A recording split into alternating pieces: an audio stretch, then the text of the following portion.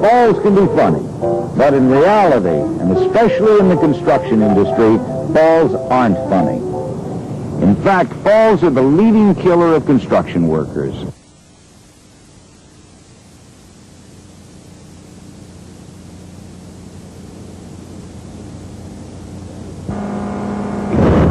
In an attempt to protect workers from falls, the Occupational Safety and Health Administration, OSHA, developed a new Subpart M fall protection rule.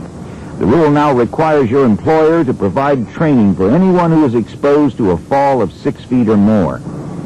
As a construction worker, you need to be aware of the fall hazards and what you can do to reduce or eliminate them. One way to guard against fall hazards is the guardrail system. Guardrails are usually made from 2x4s or wire rope and are located in places where you could fall over the edge, such as around open-sided floors, around floor and roof openings, and on stairs, ramps, or walkways. Another way to guard against fall hazards on the job are covers for holes or openings. Covers will keep you from stepping into or falling through holes and from getting hit by falling objects. It's important to remember that all covers have to be able to support 2 times the maximum weight that will cross over them.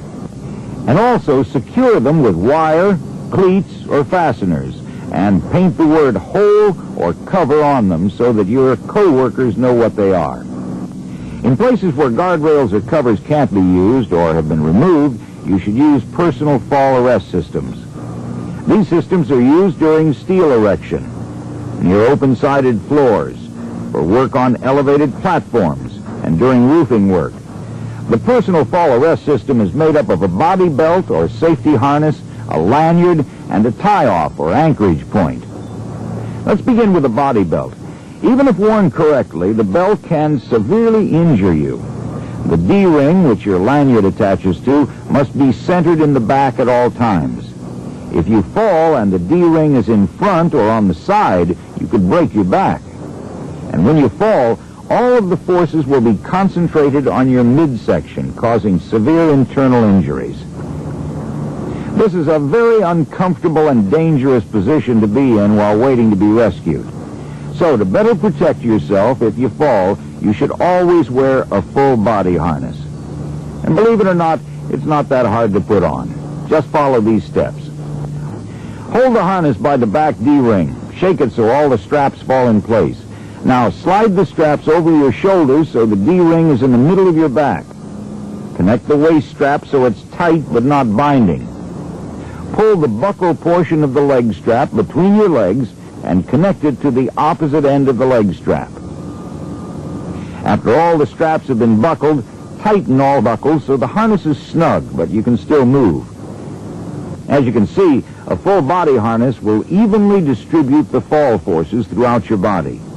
It will also hold you in an upright and more comfortable position if you fall. The second component of a personal fall arrest system is a lanyard. There are several types and styles of lanyards available. Lanyards can be made of rope, nylon strap, or steel. But no matter what type of lanyard you use, never tie it in a knot. If you do, the lanyard's strength is cut in half. Also, never tie off around sharp edges. The lanyard could be cut or damaged if you fall. And if you fall, whether using rope, nylon strap, or steel lanyards, you will be exposed to fall forces that are much more than the force that has been proven enough to seriously injure a person. One way to reduce these forces is a shock-absorbing lanyard. If you fall, it can lengthen up to 3.5 feet. This allows for a soft, easy stop. But make sure you know how much any shock-absorbing lanyard will lengthen so that you won't hit anything when you fall. And remember, if you use steel lanyards, they need to have built-in shock absorbers. A lanyard option designed to increase your comfort and not restrict your movement are the retractable lanyards. There are primarily 2 types of retractables: nylon strap and steel cable. Both take up slack in the lanyard so it stays out of your way. And if you slip or fall, the internal brakes lock quickly to limit your fall. All lanyards and retractables are connected to your harness by locking or non-locking snap hooks. Because of the threat of rollout, non-locking snap hooks can only be attached to a D-ring when nothing else is attached to it. Rollout happens when pressure is applied to the gate of a non-locking snap hook, causing it to pop loose or roll out. You can reduce the possibility of rollout by using locking snap hooks. These hooks require pressure on both sides for them to open. You can maintain the life and performance of any personal fall arrest equipment by visually inspecting it daily. Before using the equipment, you should check for deterioration, frayed edges, broken fibers, pulled stitches, burns, or chemical damage. The final component of the personal fall arrest system is the anchor point. If the anchor point fails during a fall, it won't matter how well trained you are, how effective your equipment is, or whether you're tied off correctly.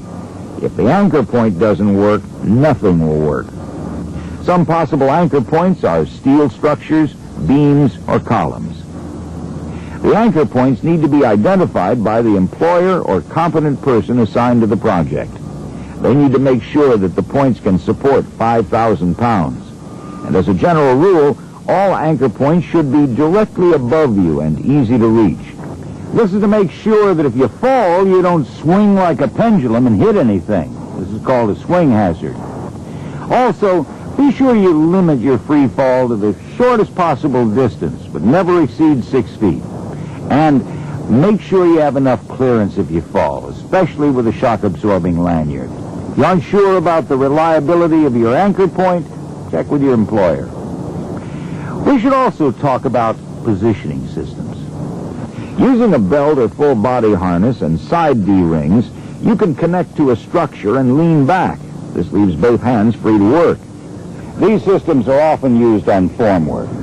So as a review, remember there are 3 basic approaches you can use to reduce or eliminate fall hazards on your job: guardrails, hole covers, and personal fall arrest systems. Use a full body harness, shock-absorbing lanyard, and locking snap hooks for the most effective system. Never tie your lanyard in a knot. Never tie off around sharp edges. Inspect all personal fall arrest equipment for damage before use. Make sure your anchorage or tie-off point is strong enough to stop your fall. And when you tie off, avoid swing hazards. Just watching this video doesn't mean you've been adequately trained in fall protection. Protecting yourself from falls requires that you not only look out for yourself, but for your co-workers as well. Remember, the life you save may not only be your own.